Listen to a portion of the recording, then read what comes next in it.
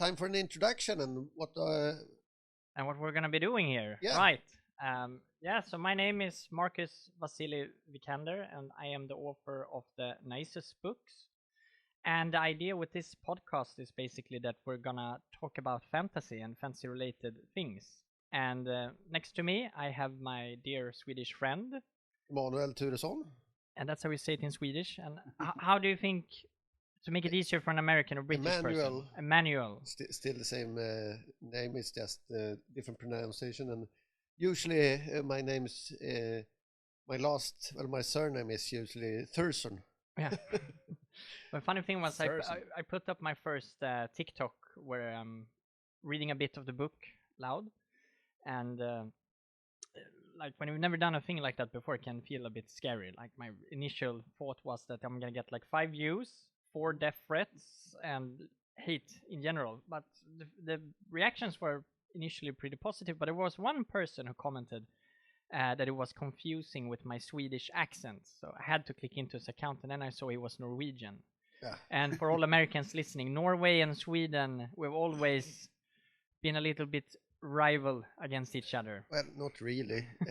Sweden always wins. I mean, we'll not call it a rivalry. I mean, big brother and little brother. Yeah, it's like they try to be a rival, but yeah, exactly. We know that our rival is the Danish. Yeah, the Danes are the true threat to Sweden. And we have a third member here as well, who handles all the technical aspects. So maybe you can say hi as well. Hi, I'm hiding behind this monitor. Hopefully you can see me. Otherwise, never mind. I'm just handling the technical stuff. Yeah. And your name is? My name is Charles in English, or Hagge in Swedish. Yeah, because Hagge is a more difficult name to pronounce. Yeah, it's English. Me and 3 other people in Sweden named Hagge, so pretty unique. So basically, as I said, what we were going to focus on with this podcast is talking fantasy in general. And since A Night of the Seven Kingdoms is releasing soon on HBO, we thought it would be a good entry point. So we had booked this up to watch the episode and then talk about it, only to realize that we live in Sweden. So it's in 4 a.m. that is going to go live in HBO if you look at Swedish time. Yeah, and that doesn't compute to my work. No. I need a couple of hours of sleep. And before. you have a wife and children, so responsibilities. Yeah, so I need to sleep at least a couple of hours before work. So beauty. Probably we're going to watch it another day. Yeah. And do a little bit of reaction to it. But the thing we thought to do instead is speak a little about how we have what we have for expectations we have. Expectations and what we're thinking about before. Yeah. So we can see if they live up to our expectations or. Yeah, and also thinking about that. It becomes a fun combination that you can look what were we expecting, like what were we hoping for, and then to get to see if we felt that we got what we were looking for, or if it was something else. So we just watched the trailer. Yep. So maybe you can start. What were your initial reaction of the trailer? The first thing I thought it looks like it's really good casting as always. So. You can see the Lank himself is big and oafish, but in that it's still in a charming way. So I thought the casting was really good, and it looks like the way the books are a little more down to earth story in the. Not Westeros. Yeah, exactly. It's not going to be national politics and high court and scheming in the same way. But I also felt like if you compare it with House of the Dragon or Game of Thrones, those 2 TV shows, they take themselves very seriously. Yes. While as in this trailer, there was a lot of humor. Yeah. And that was something immediately that I noticed that felt different from the other 2 shows. it doesn't take itself so seriously. Yeah, it doesn't take itself too seriously. Which usually is a good thing. Yeah, I think so as well. But also because I know that I read an interview with George R. Martin in Hollywood Reporter that came out recently, and he even stated there that when he sold his rights to Warner Brothers, he did have a hope that it would like become a franchise, like Marvel or Star Wars. And if you're gonna be able to do that, I think you can't have 10 TV shows that all feel pretty much the same. You need some shows that are a bit more down to earth and a bit more humor. You need some that are like Game of Thrones, a bit more serious and political. Yeah, well, that's the thing. I think if you look at the Star Wars universe, for example, and the shows that they made there, every show was pretty much the same type of story, and you felt, and then Andor came, and that was like something else, and suddenly it was something really good. When you have, I don't say that the Mandalorian and those are bad, but you were waiting for something else. Yeah, that's what I mean. Like you wanted some new spice in the dish, so to say. And Andor really had that. It felt very grown up, very deep, serious. It had some dark themes, and rebellious French people. No, I just remember like the scene. I don't remember the episode in season 2 of Andor, where these ministers and the high command of the Empire is having this meeting about this planet, and he's saying, "Okay, we need to take this planet. We need this mineral, and how are we gonna do it?" Mm-hmm. So you got to see the point of view of the Empire from a more like operational side, and it also made you feel that that's probably how it feels when you're in such a meeting in our world in a dictatorship. And it's not a problem. It's just a solution we need to focus on here. And I loved all those scenes in the room, both in the first and second season when they're like. And what was his name again? The guy who leads that meeting, isn't he like director Krennic? Yeah. Krennic, I think. Yeah, I think that author he stole the show. He did an amazing job in that role. Yeah, and from going from a pretty small role in the movie Rogue One to then taking that same role and like taking it 10 steps up. And the girl, she was really like ambitious, but in a dark way. Yeah, I like that as well. So if we pivot back from the vast universe to the world of Westeros, so we can start. Well, we probably need to start to say something about the series before as well. Because we have the Game of Thrones and we have the House of the Dragon. House of the Dragons. I know that many fans have different opinions about the TV show The House of the Dragon, but when you look at it from like the point of view of adaptation, the source material for House of the Dragon is a history book. Yep. So Martin wrote a history book about. He wrote one about Westeros, and then he wrote one about House Targaryen, which were more detailed about these events, but that's not the same thing as a like real novel. While working with Game of Thrones, they had a Song of Ice and Fire books to work with.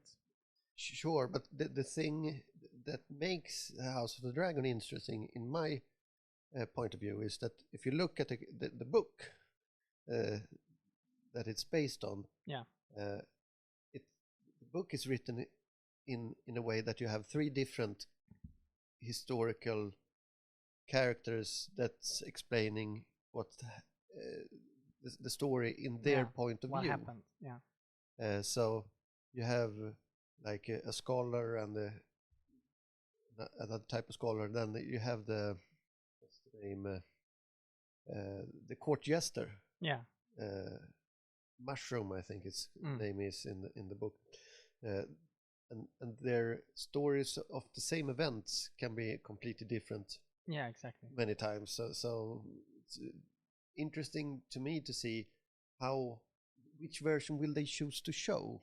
Yeah, exactly. in a way, because the history book is or the book is very different in that way. Yeah, exactly.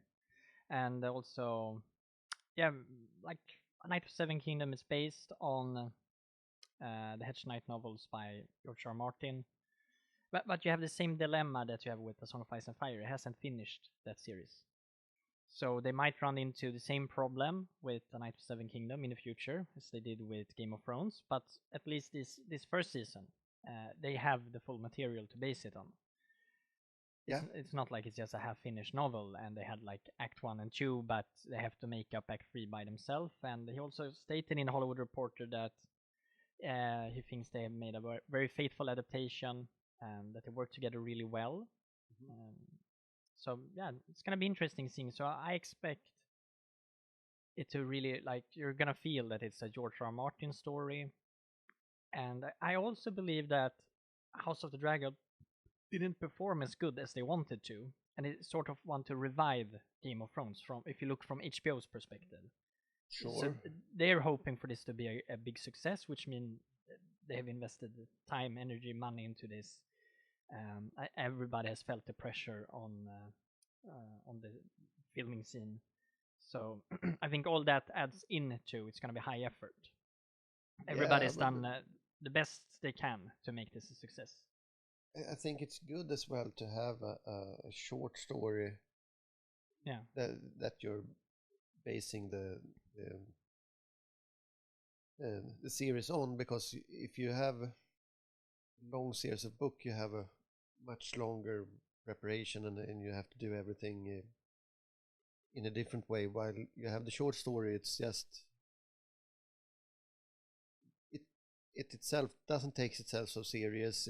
It's a short story, one of 3 books, I believe, or 3 different stories. So you can see that this is a better option than to have a gigantic project from the start. Because if this fails, I don't think it will, but if it fails, it's not that big of a deal as well. Yeah. So you're not because it's just a spin-off. It's not Game of Thrones itself.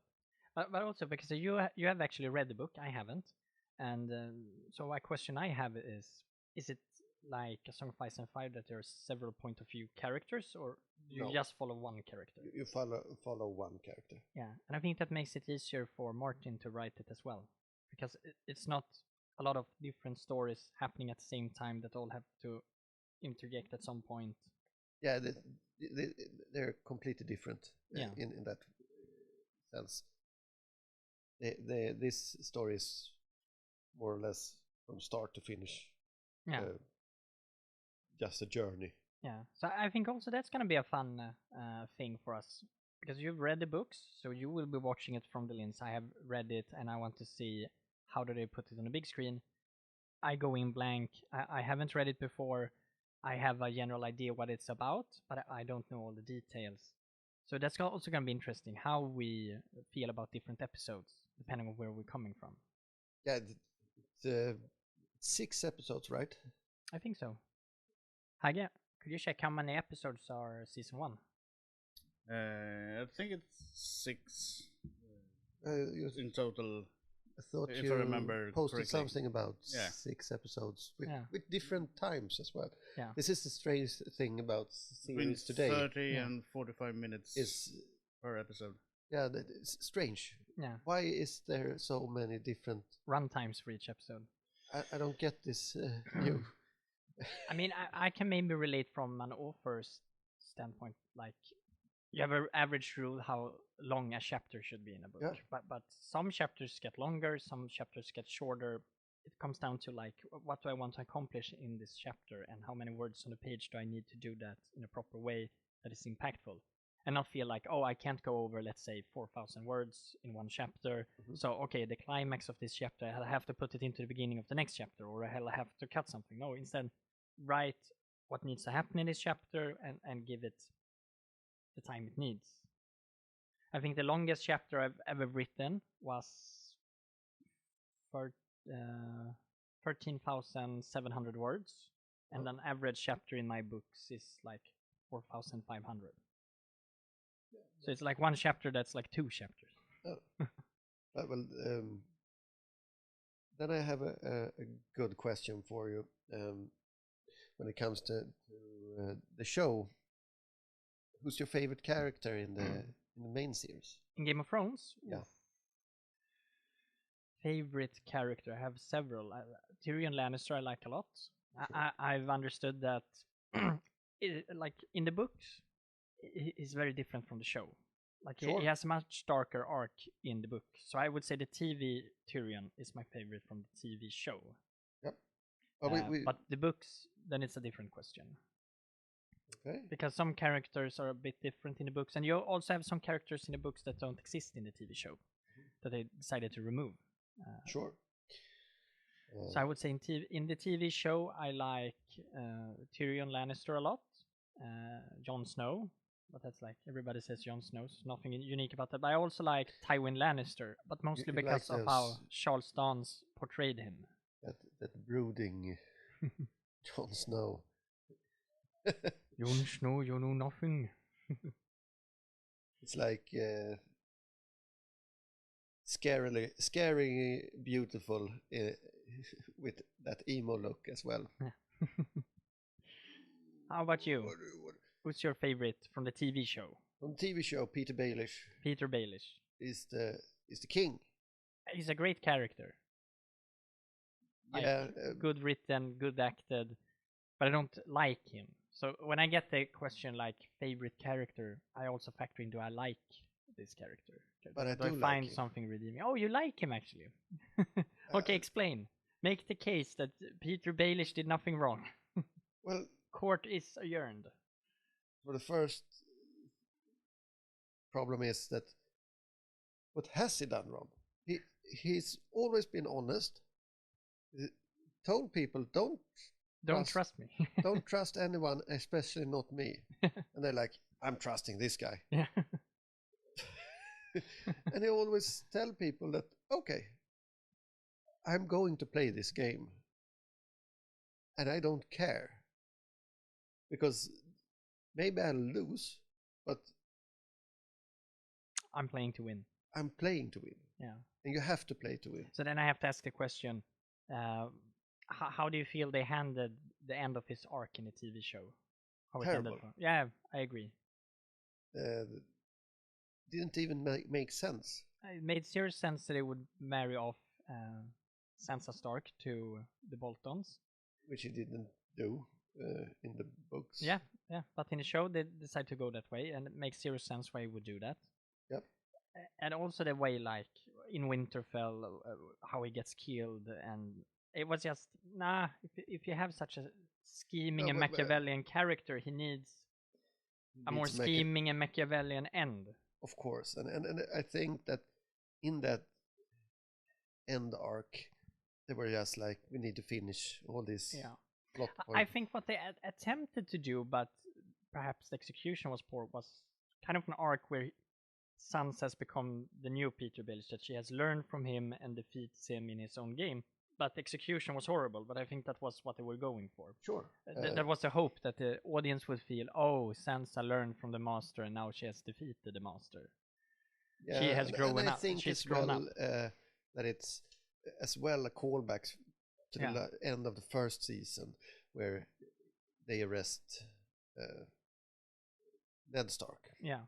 In the same way, and so I get the callback and I get everything, but I think that the completion of his arc doesn't make sense. That makes zero sense.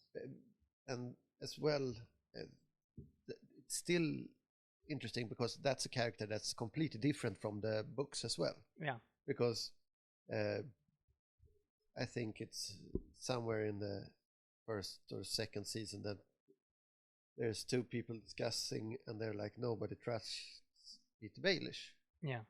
And in the books, everybody trusts Peter Baelish. Yeah. He's the friend of everyone. That's the thing. That's one of his biggest strengths. Yeah. It's loved by everyone. So, and he's never a threat. Yeah. You don't see him coming. So different character in the book as well. As well as most of them are as well. Otherwise, I would say I like Jorah. Yeah, Jorah Mormont. Jorah Mormont. King of the Friend Zone. Yeah, and because he as well has an interesting journey. Yeah.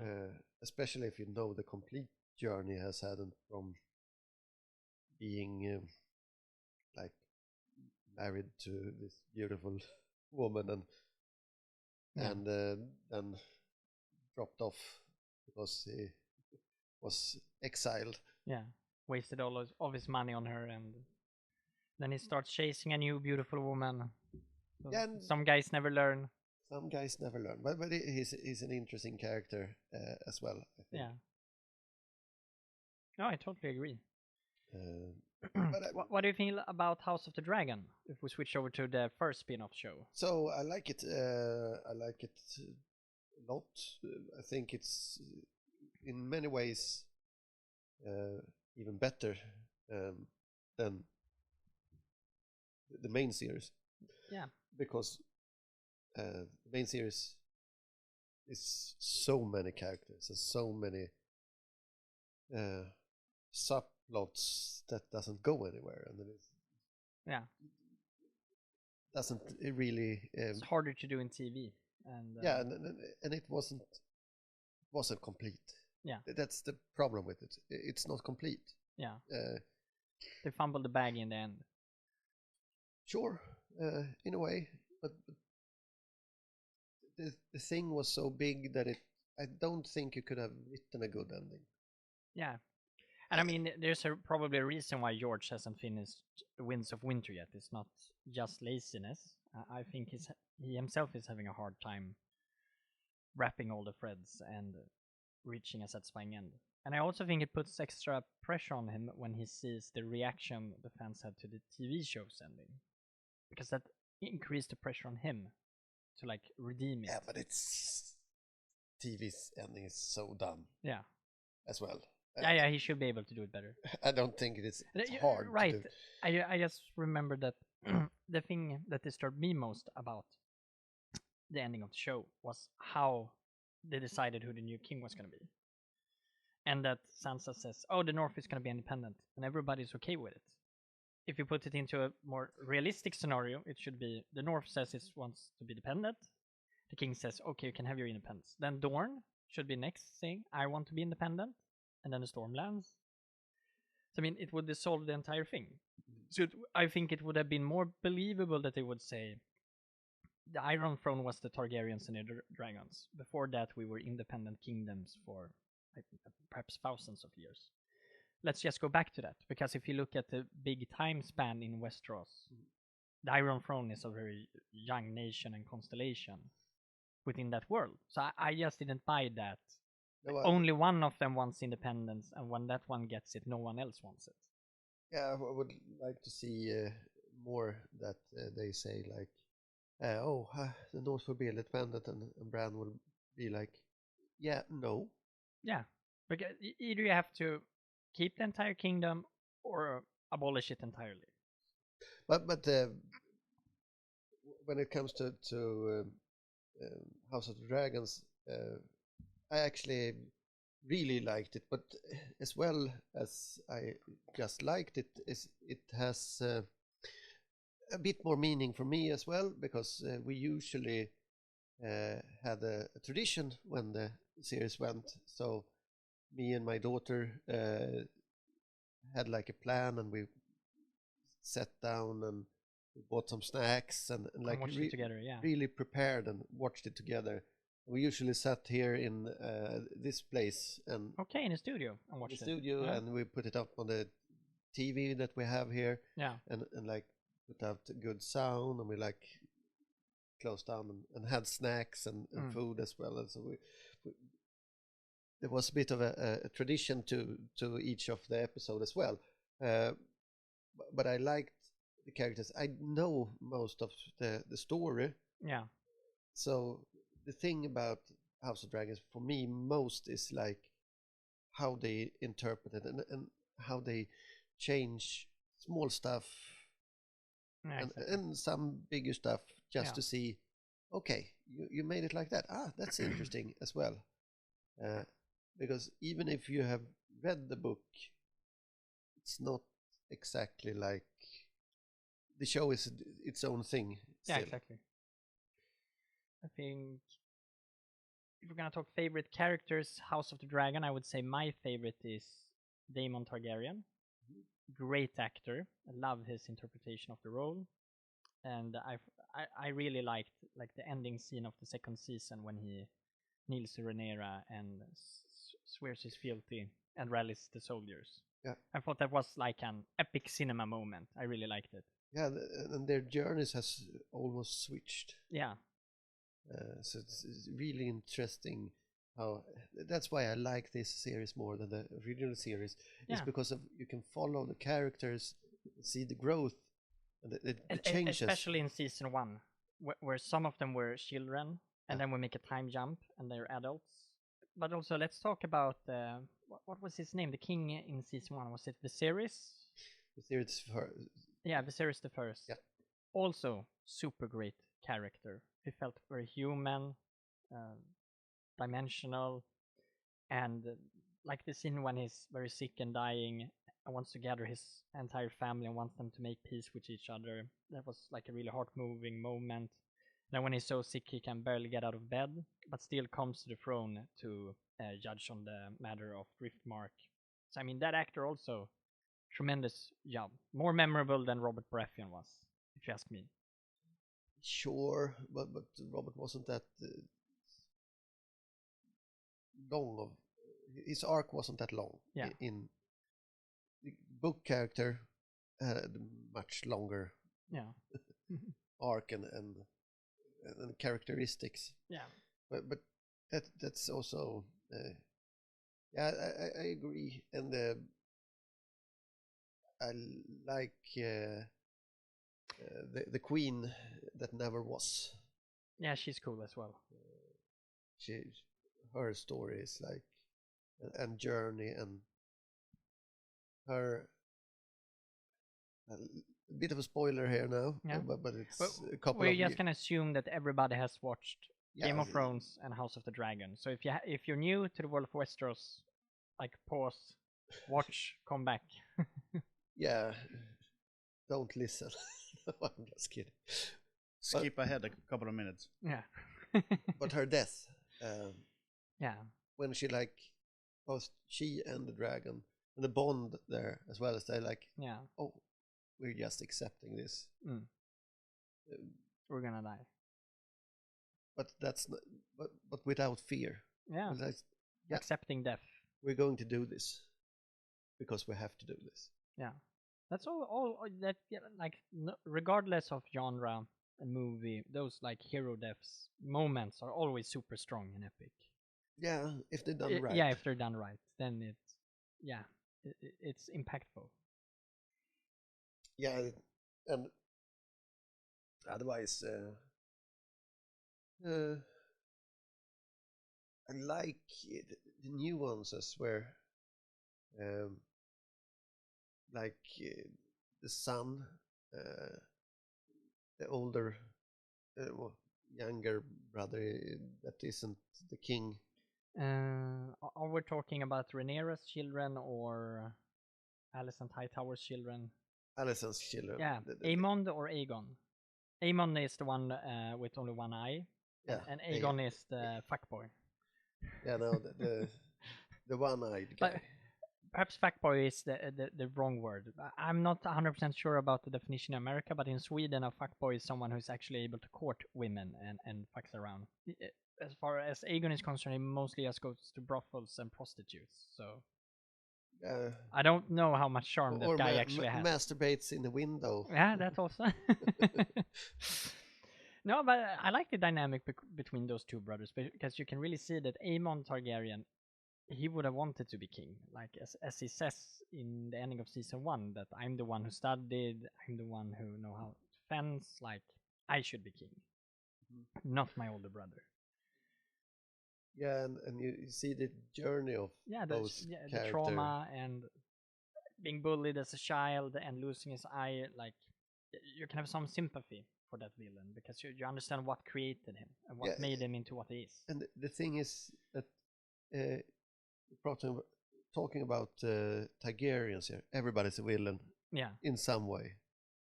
There's no shade of grey here. They're all pretty evil people.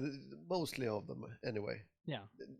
They're selfish. They have a god complex, all of them. Yeah, and that's the fascinating thing is that you can really like dislike someone because how they act, but still, a couple of episodes later, you're like, yeah, but I still want him to win. Yeah. If some bad guy is gonna have to win, then bad is kind of bad, man. Yeah. and I do know that Aemon and Daemon are gonna face off next season, and I'm gonna look forward at seeing that, how that's gonna play out on the big screen. I know how it ends because I've read a book, but you never know; they might change that. Yeah.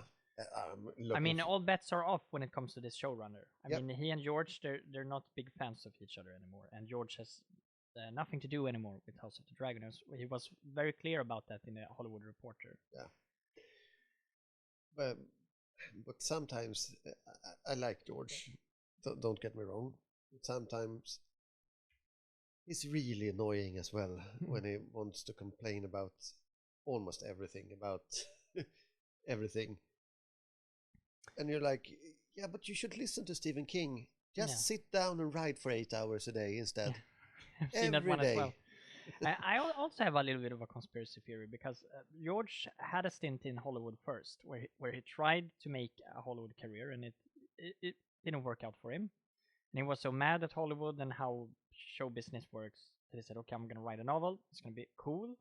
I'm not gonna have to care about budgets. Like, goddamn all the rules of Hollywood." And then the book succeeds, and then they can make a TV adaptation, and then he sort of thinks, that's my way back. Now they know the genius that I am. Now they're gonna let me do my thing. But no, he's an author, and they've bought the rights, and that's the way they view him, not as an amazing showrunner or a TV script writer. If you know where I'm going with this. Sure. So I think that plays into it as well. Was it he wrote some things for the Ron Perlman show, Beauty and the Beast? Yes, right? And he never stops talking about it. In almost every interview and Q&A, he always references Beauty and the Beast. Like if it was this amazing, Oscar-worthy TV show that everybody remembers fondly. And I don't want to bash him. That's not what I'm trying to do. I'm just trying to understand, because we're all flawed. Like, no one is perfect. And I think that he has this, like, he really wanted to succeed in Hollywood, and he's spiteful about that. And I think maybe that plays in. So then when he gets his chance at getting back into Hollywood, he commits a lot of time to it. Because he could have said, just, okay, I've written these books, you bought the rights, you do you, like Andrzej Sapkowski and The Witcher. He was very clear and said, there are the books, there are the TV games, there are TV show. These three things are separate, and I write the books. So he's only focused on the books and said, you do your stuff, I don't really care, just send my paycheck. Sure. And he's always clear that I have no opinion about the Netflix show. If you want to know how I would have told the story, read my books.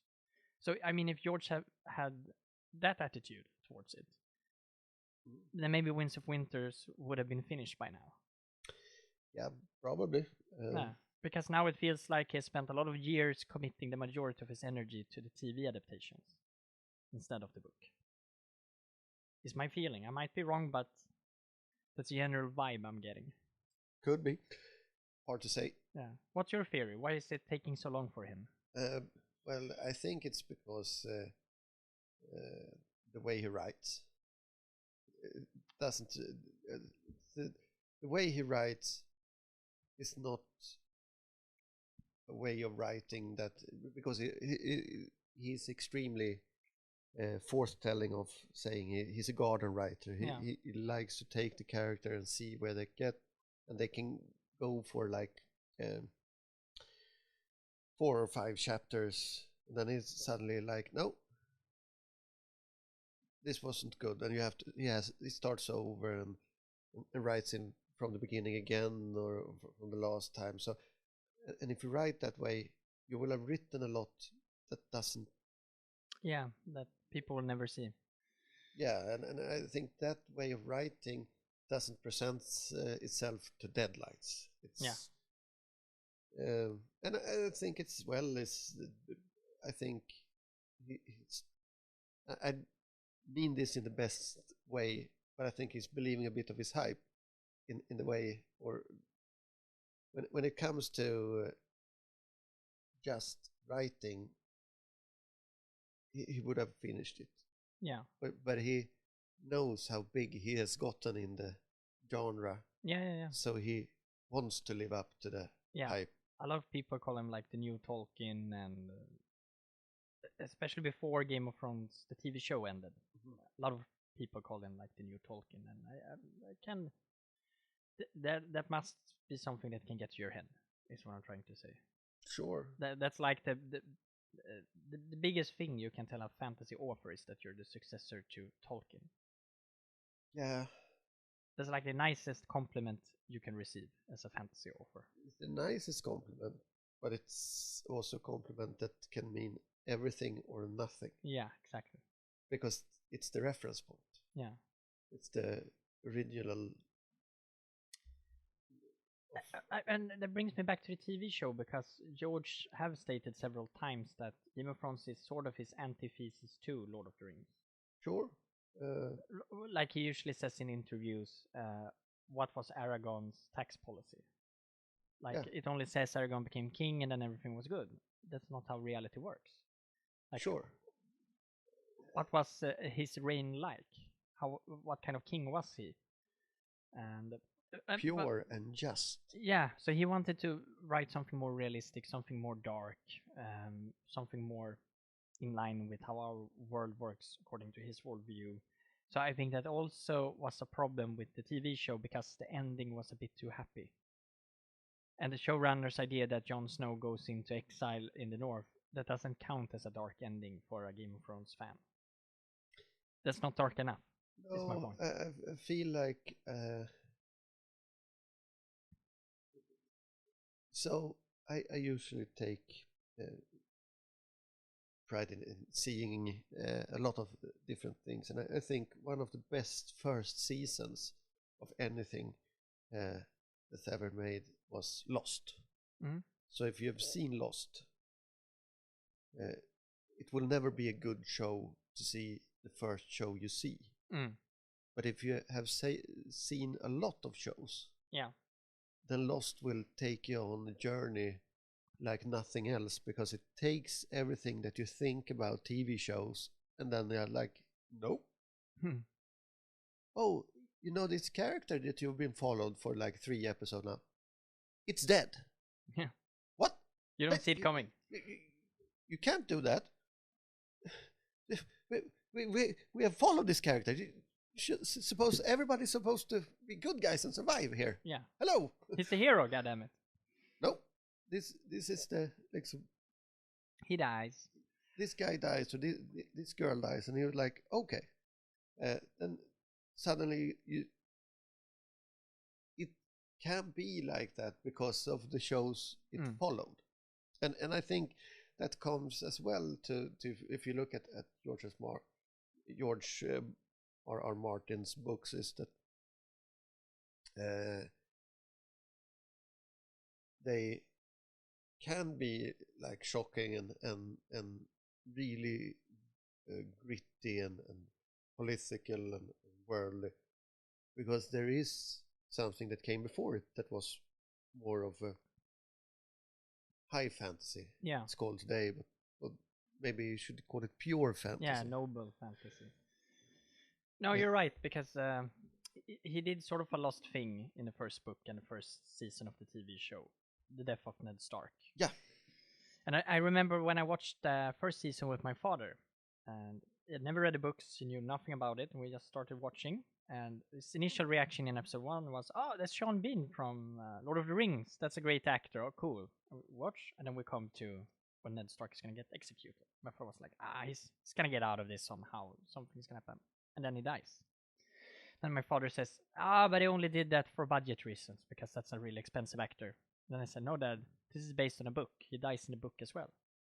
And then that was when my father was like, oh, really? Like, okay, this is a good show. And it's Sean Bean as well. Sean Bean dies in everything. Everything. You almost want to, like, if in the future someone would adapt my books, I would almost want to cast Sean Bean as a character that don't die. Just because everybody will be expecting, when is he gonna die? He's the guy who makes it out. Fantasy guy dies. Or any character as well.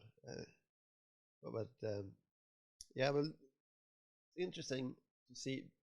I was thinking if we should, in next episode, we will go through the Seven Kingdom episode 1.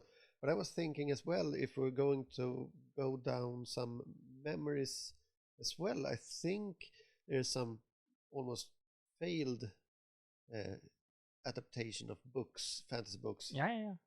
We can check out. I think the Shannara. You have Shannara, Aragorn, not Aragorn with an A, but with an E. They made one of those movies as well. Didn't lift off. Wheel of Time was cancelled. After on Amazon. Season 3. And then you have I don't remember the English title for the book, but if you translate it directly from Swedish, it's like The Guardian. It's about the seventh son of a seventh son. Okay. And he's supposed to go around and like hunt monsters and ghosts, and he has a mentor. And they also made a movie of that book, and those are several books, and it was like the first YA fantasy I read in high school, which I like really loved. I found the first novel in school library, read it in 1 week, went to the library and asked for the second, and they said, we don't have it, but we can order it for you, so you can borrow it. Read that one as well in 1 week, came back, and she said, okay, I'm gonna order the third one as well. Come back to pick up the third one, and then she gives me the entire series and said, I'm pretty sure you're gonna want the rest as well. So I just love those. So when I heard, they're making a movie, that's my childhood, I want to see this, I just hated the movie. It was nothing like the book at all.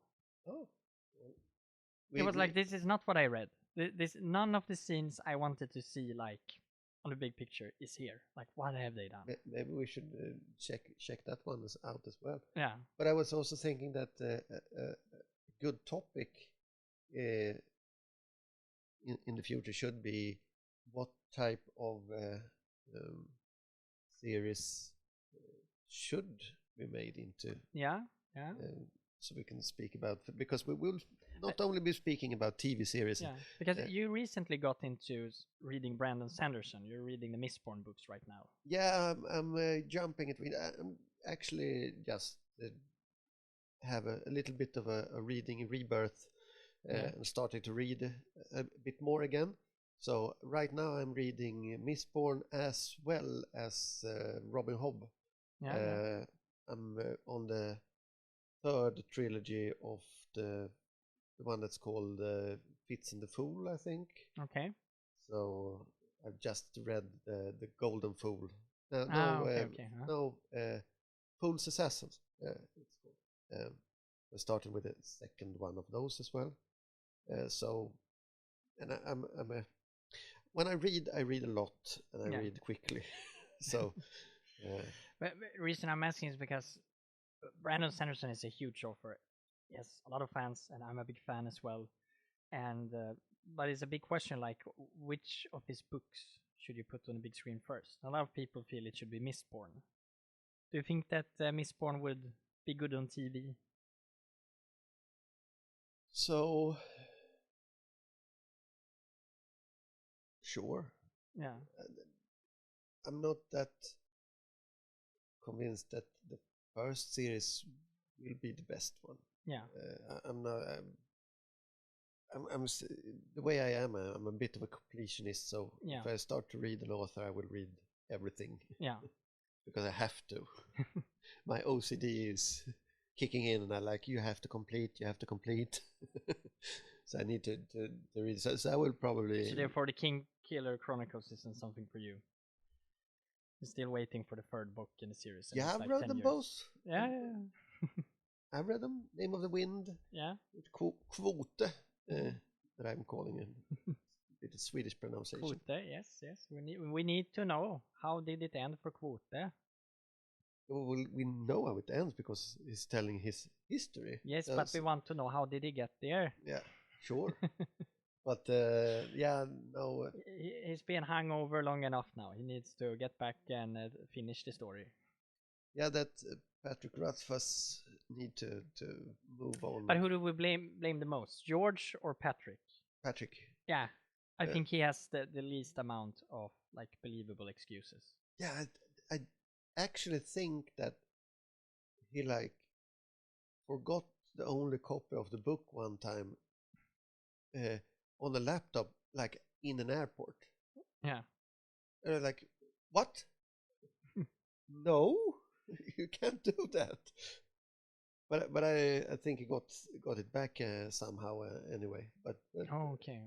But so that was a real thing. Yeah. I actually forgot his laptop with the complete book and the only copy of it. That's crazy.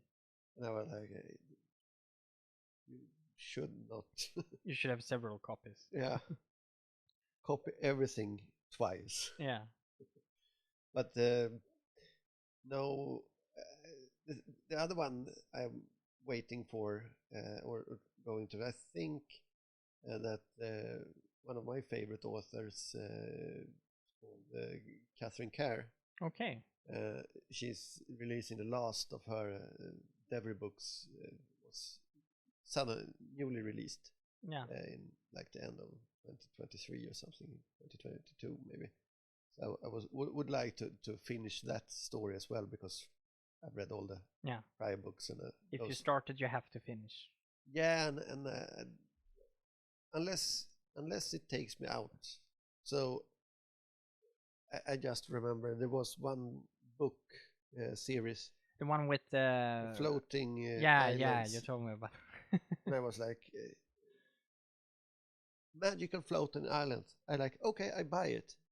And then they start to explain that no, because there are worms in the island and their poop weighs less than air. And I was like, you lost me. This makes no sense. Yeah, sometimes a mystery is better than a bad explanation. Leave it mysterious. Yeah, it's magic. Okay, I buy that. It's magic and we don't fully understand it.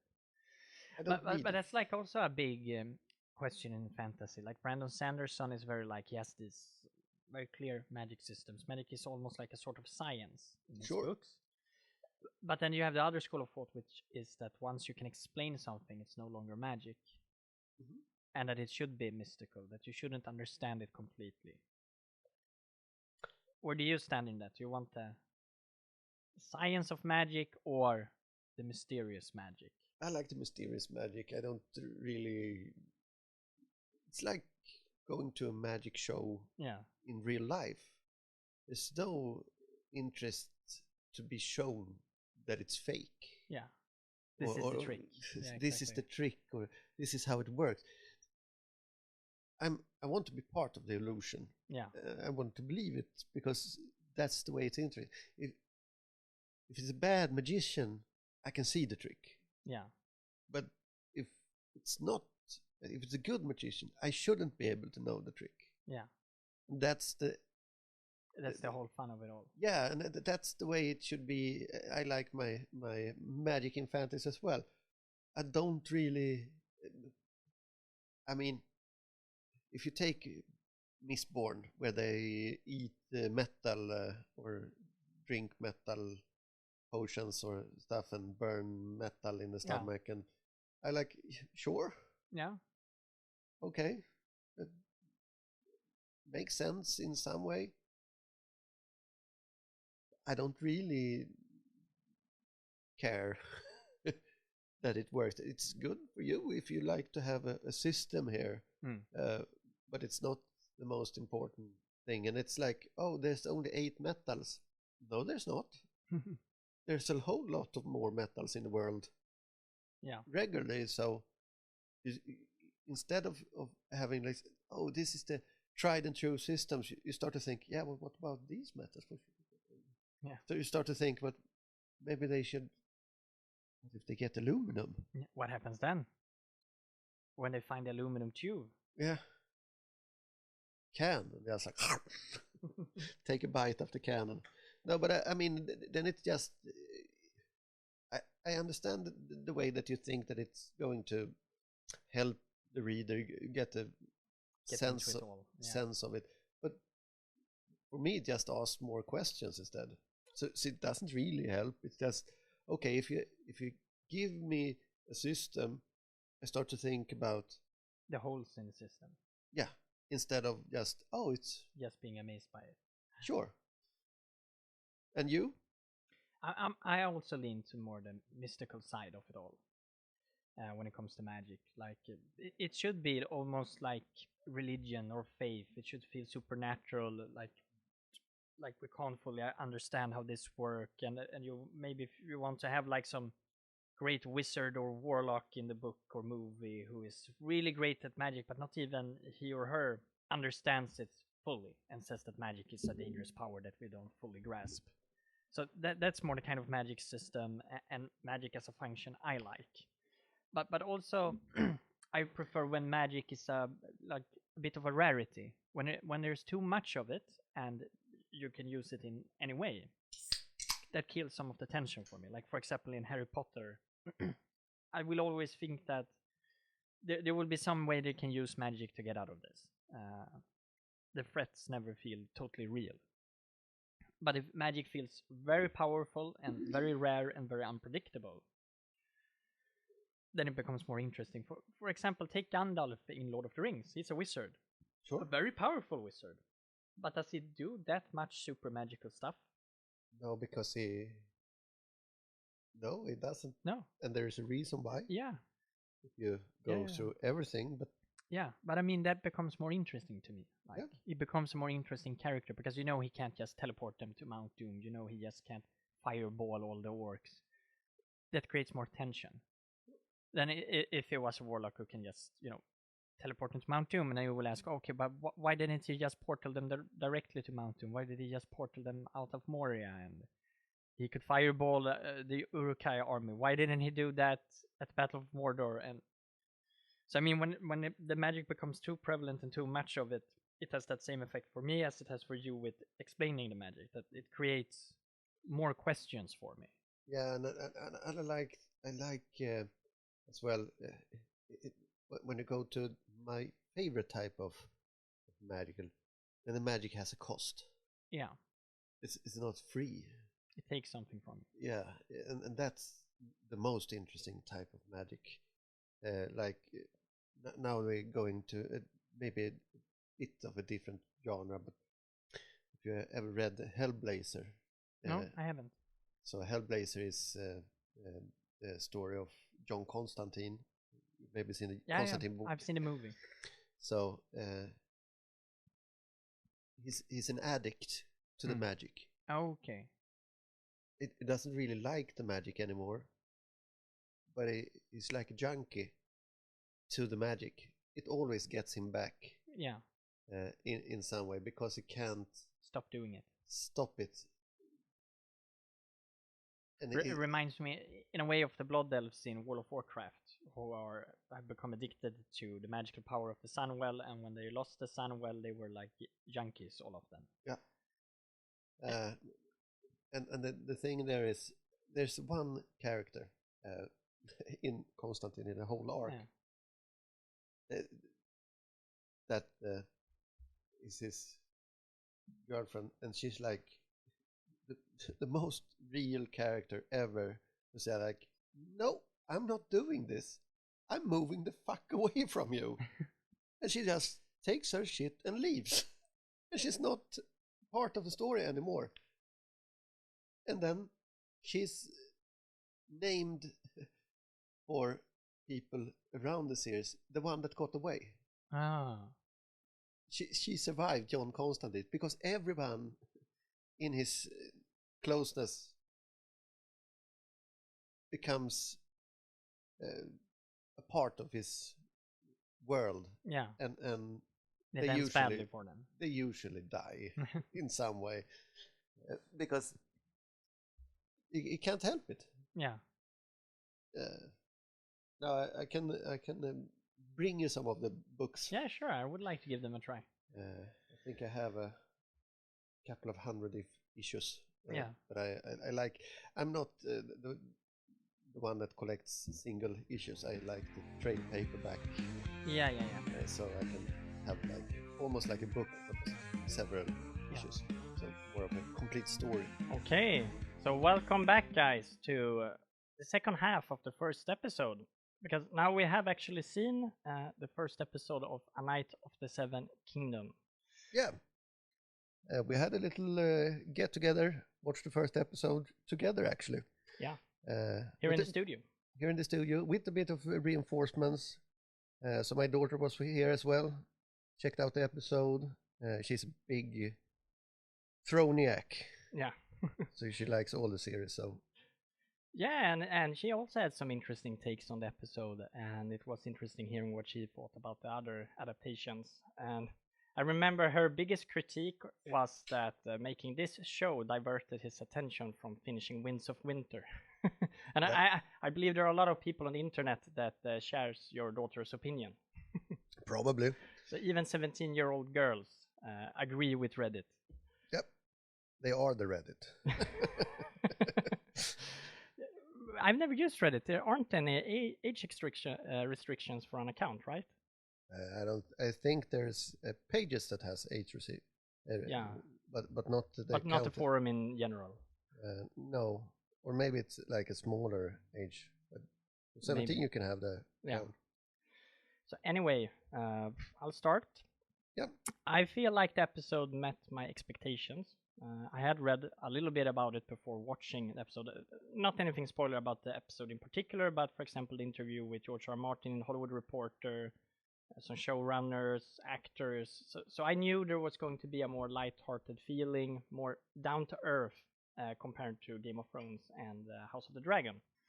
And I think they did a tremendous job in the beginning of the episode when the classic intro music comes, so you sort of expect that they're going to cut over to, the map intro, yep. And he takes a big fat shit behind the tree, and then I knew, okay, I know what I'm in for.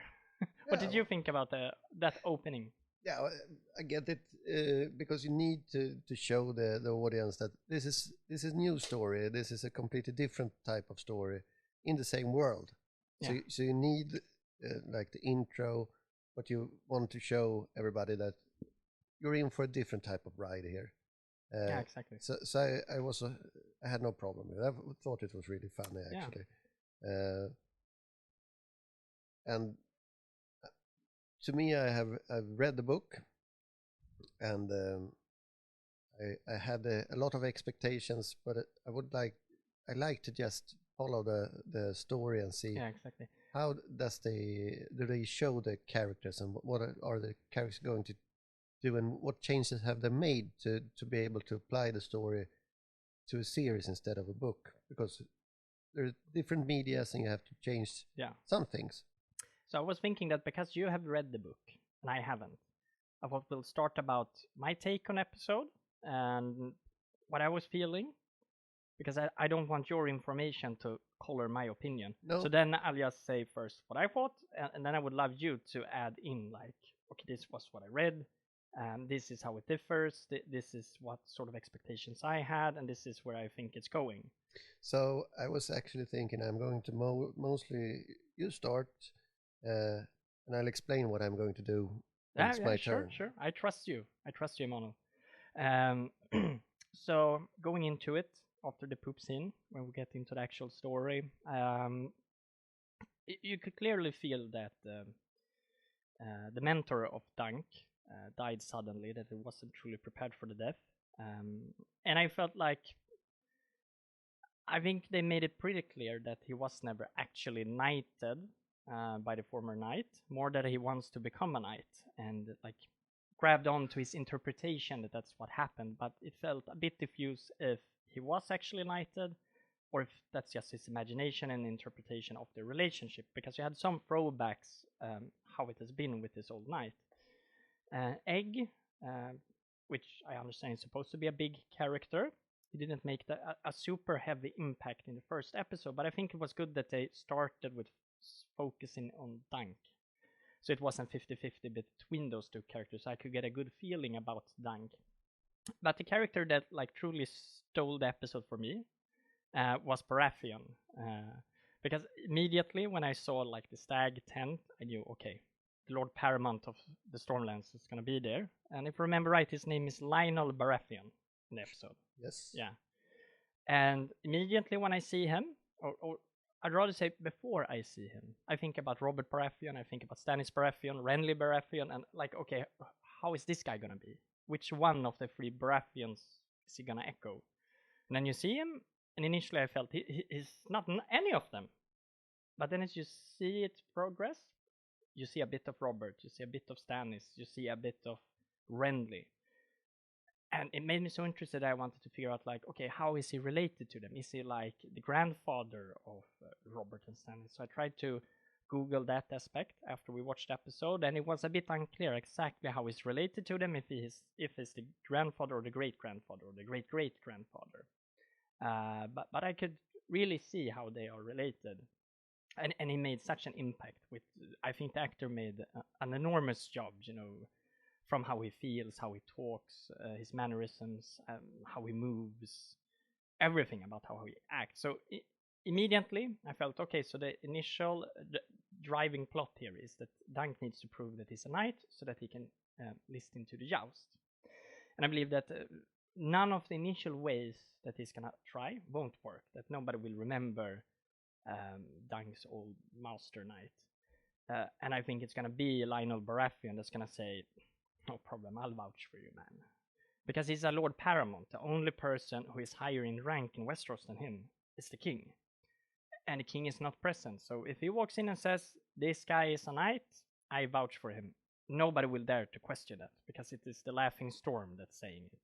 And you could feel that even though he's a bit flamboyant and a funny guy, that he has a scary reputation. He's the laughing storm, but he's still the storm. So that was like my take on the episode. So if I had to like grade it on a scale of 1 to 5, it's a 5 out of 5 for me. Like, I'm invested, it met my expectations, and I feel like, I don't want to say Thrones is back, because it's always still been back for me. I like House of the Dragon, I like Game of Thrones. Sure, I didn't like how Game of Thrones ended. I think season 2 of House of the Dragon had problems, but hey, nothing is perfect. And I want to enjoy the ride. I'm not that super critique that takes life too seriously. I just want to be entertained, enjoy fantasy, and be thankful that we have a lot of great fantasy in media today. So over to you.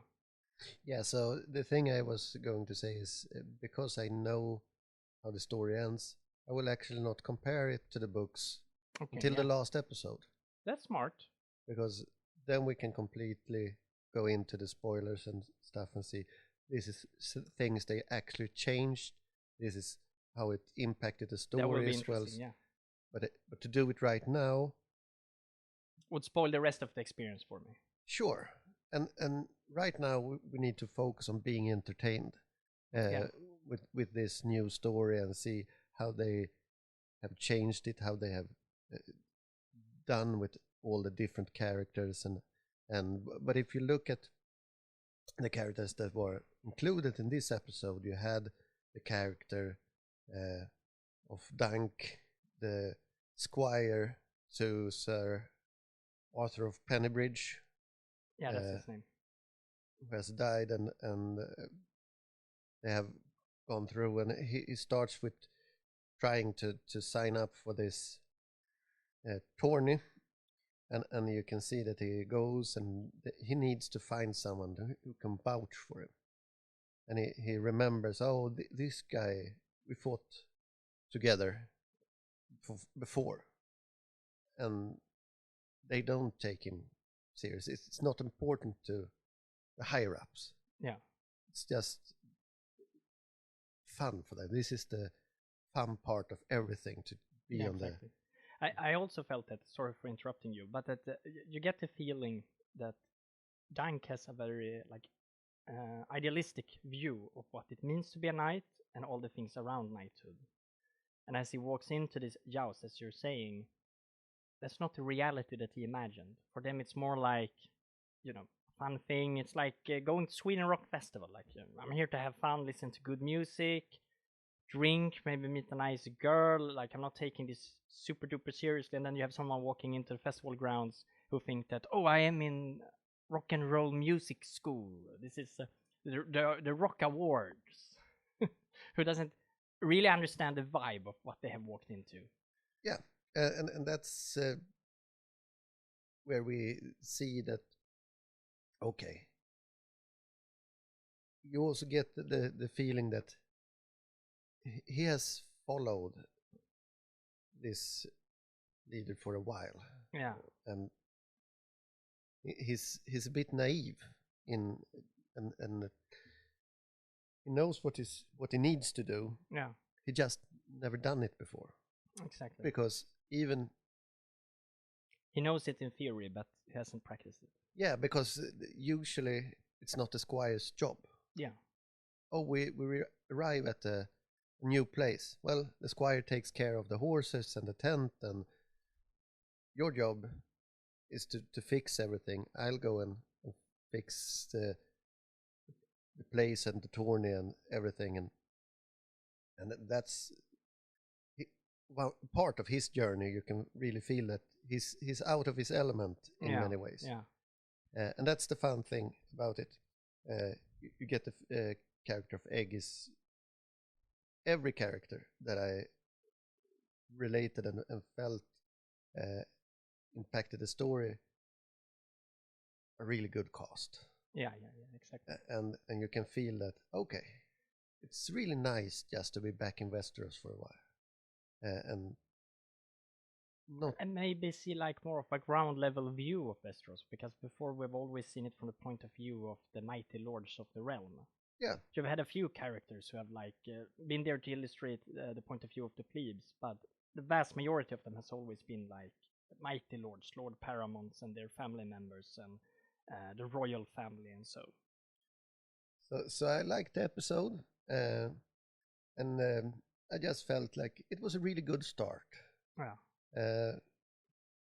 If I have to give a critique of anything, is I get that they have chosen to have short episodes, but I feel it's a little bit hard to.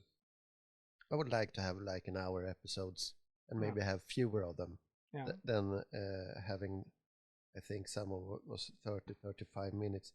A little bit short, in my opinion. I also wonder, like, the decision-making process at HBO, the showrunner and the executives, why they decided on that episode length and the number of episodes. Because, you always have several parts in, like, a machine as HBO. It's not just, like, the creative people that wants to create art. You also have the suits who is running a business. And there's also always a conflict in there. Sure. And I mean, more episodes means more time people will use HBO. Yeah. So I get it. I just don't agree with it. Yeah, same here. But it also makes me feel like you could have the same number of episodes, but have a longer runtime. I mean, you could do that. So the question becomes, was it budgetary reasons? Like, okay, if you want to do this stuff, you're going to have to shorten the runtime. Maybe. Yeah. I think that's interesting. Maybe one day in the future we will be able to enter one of those rooms and see how the suits think and operate.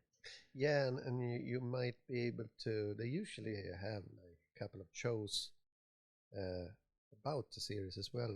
Yeah. Maybe check them out at a later date. Yeah, I've seen one of the behind-the-scenes episodes that HBO put out as advertising for the show, marketing, and it was interesting seeing like how to build the sets. And but the thing is always that the point of it is marketing. They're never gonna say the conflicts in the show running or stuff like that. So you will never get like the completely true picture about it. You will get the glorified, nice, neat version of it. Of course. Yeah. Otherwise, there's never gonna be an actor saying I fretted to walk off set 20 times. I hate that guy and I really love that guy, and then you switch to that person who says I wish that guy walked off set because I can't handle him. That's the 20th anniversary edition. When all bets are off and you have nothing to lose anymore. But I liked what the showrunner said in one interview that I saw, where he said that he would actually like to make shows about the entire life of Duncan Egg. That like when we're done with the initial part, wait 10 years, film some more, then 10 years, film some more, so that the actors grow up as well. Which I thought about was like a really ambitious project if they would actually do that, because I don't know if that had been done before. Sure, you have made time jumps, but then usually you switch the actors, but use exactly the same actors, and that you have to like wait 10 years until you get the next installment of the same show. Yeah. That would be pretty cool. I've never seen that before. No, Practically extremely hard to pull off, but if they did, it would be something different. Sure. But I just think that maybe then you just might you run a risk of people forgetting. Yeah. What is this? You're telling me there's that was that 10 years ago? I mean, maybe you're really enjoying it in your early teens, and then the third season come out and you're completely in family life. You're like, I don't have time for this. Or you're new to it and like, oh, this looks cool. Wait, I have to watch something that was made 10 years ago to follow the plot. Oh no, the technique was so bad back then. It's probably just CGI anyway. I don't know. Yeah, but it would be interesting. Let's see what they've done. But I mean, what would be more interesting is just to have. I would like to have more of fantasy genres where you don't need to have the complete super story involved all the time. Yeah. And that's what this is in itself. It's not during the most important time in Westeros. Yeah, exactly. It's before. Yeah, the stakes aren't world-ending. They're personal. They're local.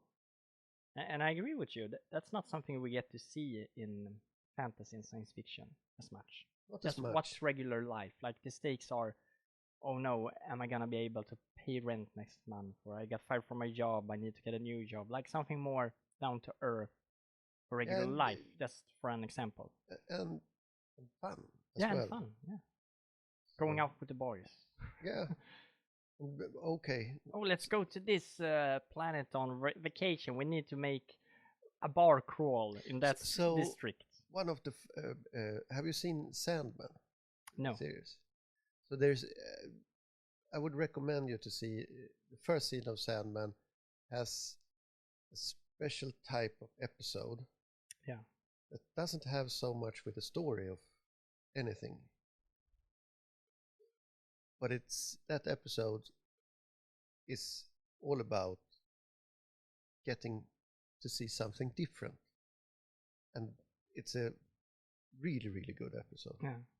But on that point, I have like a manuscript I've been working on for a while. Far from done. Not sure if it's anything I'm ever going to publish, but like an idea that fits into what we're talking about. Mm-hmm. My working title for it is like something like The Happy Farmer. So it's about a farmer in the southern kingdom of Naissus called Angaria, which is the richest realm in the fantasy world. And during the time where it takes place, it was the best functioning realm as well.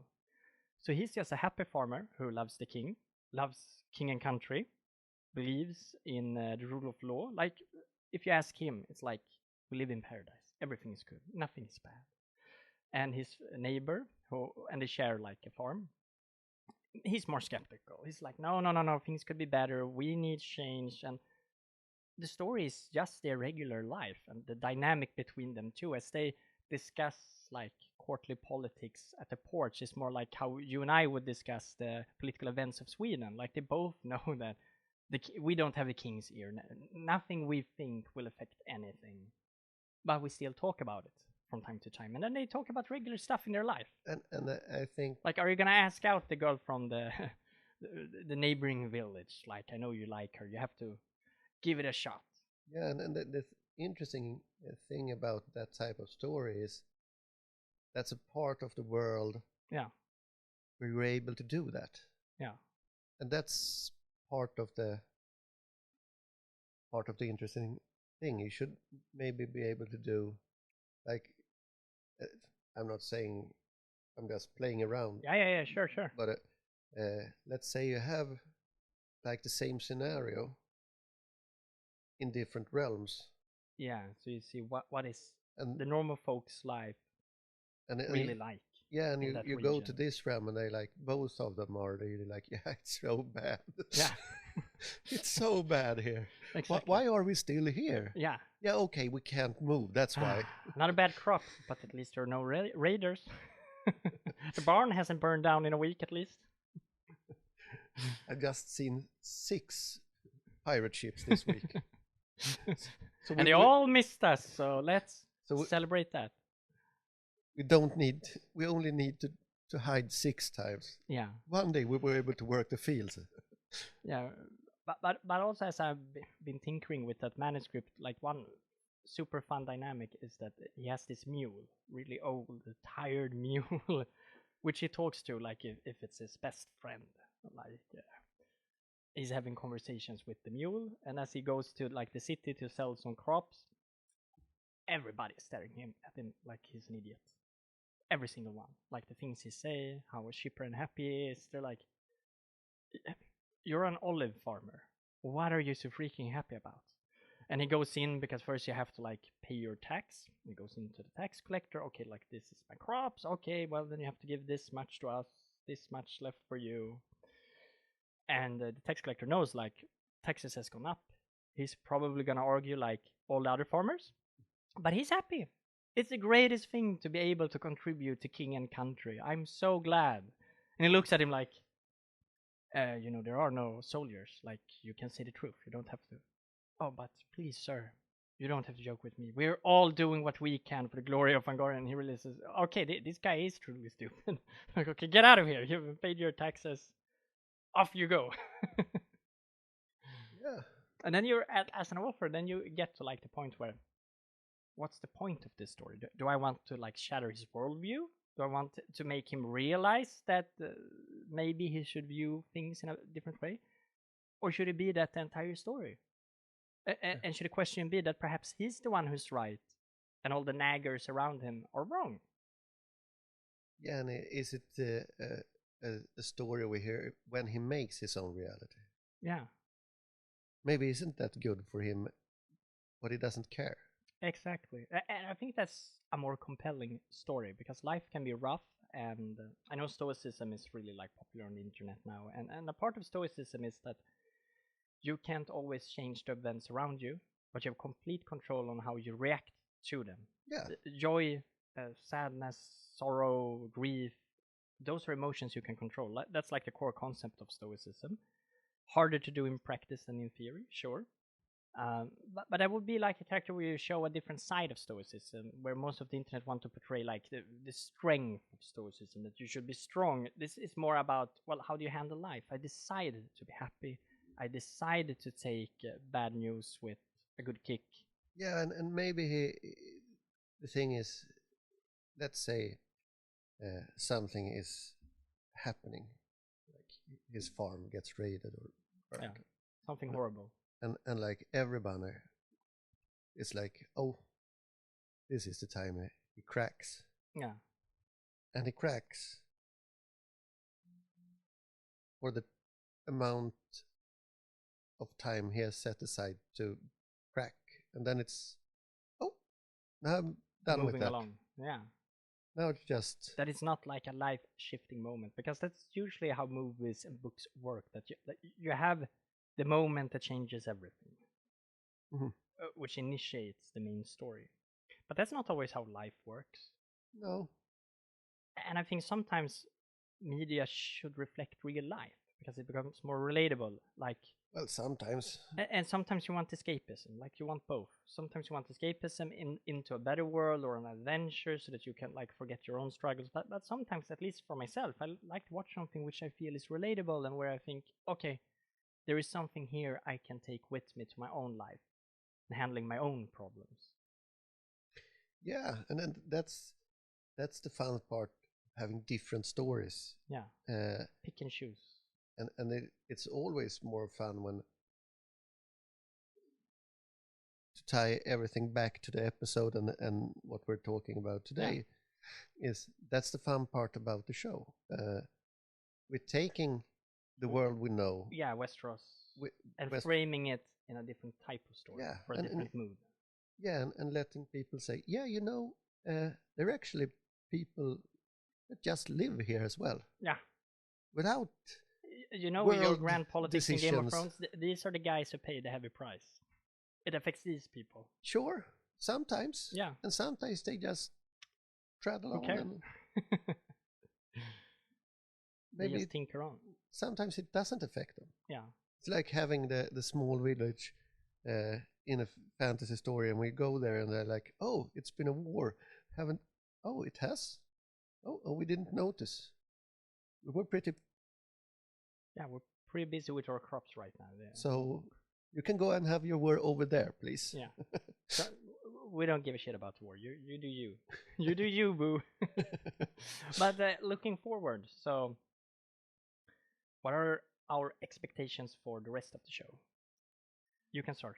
So when it comes to the expectation, I want to see more of the characters and see the other characters that will be involved in different ways and see how they are portrayed.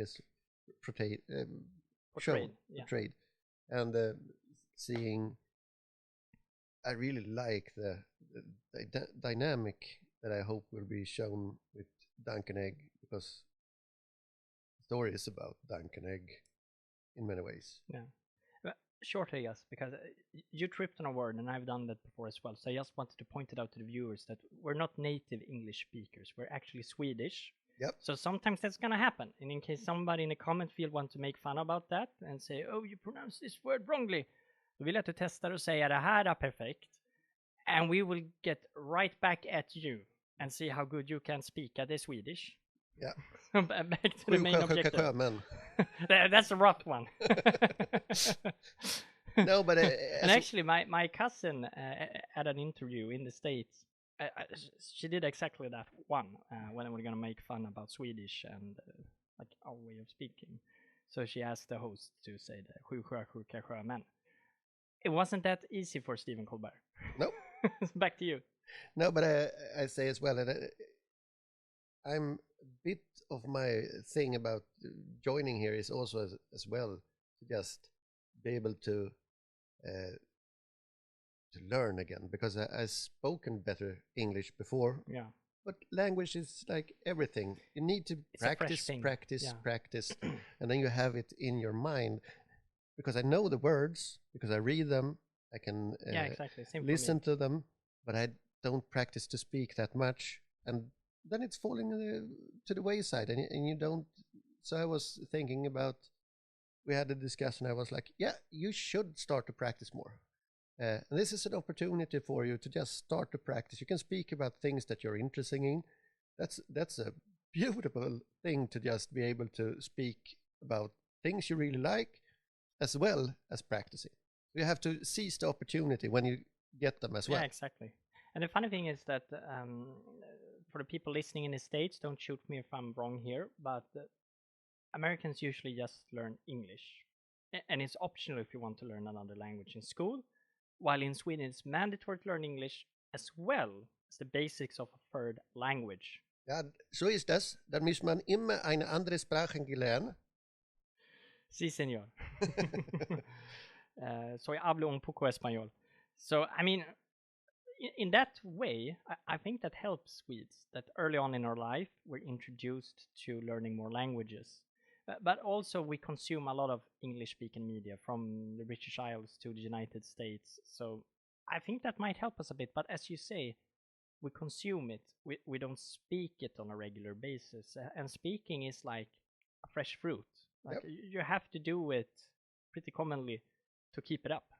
Yeah, so the thing is as well, if you, like in my work, I speak English sometimes, but then it's part of my work, and I'm prepared to be able to speak. And I use the terms that's together with my work. Yeah. So when I'm in a situation that I have to speak, but I'm not prepared to speak it in the same way, it's always harder. Yeah. So that's another way. You should always try to practice in different circumstances. Yeah, in different scenarios where you use different kind of words. But also, like, I've had some Swedish friends, because I write exclusively in English. They've asked me, like, oh, you know all these fancy words, and you must be really good at English. But it's another thing writing, because I can look upwards. I can take my time. Like, it's not the same as speaking live. I can't pause this and, like, pre-write what I'm gonna say and re-record it all over, because then it's not a podcast. No, we could do that and have a yearly podcast on 5 minutes or something. Exactly.